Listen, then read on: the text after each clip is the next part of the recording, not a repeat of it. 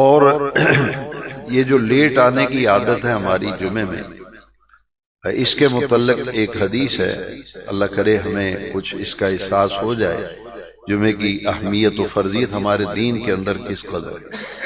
حضرت عبداللہ بیان کرتے ہیں کہ نبی کریم علیہ السلام نے ان لوگوں کے متعلق فرمایا جو جمعے سے پیچھے رہ جاتے ہیں۔